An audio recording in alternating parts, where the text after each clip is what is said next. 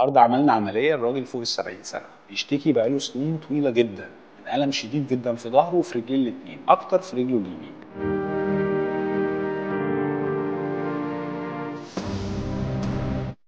الاشعاعات بينت ان في تزحزح في الفقرات القطنيه، الفقره الرابعه متحركه لقدام بالنسبه للفقره الخامسه القطنيه، وفي ضيق في القناه العصبيه اكتر ناحيه اليمين.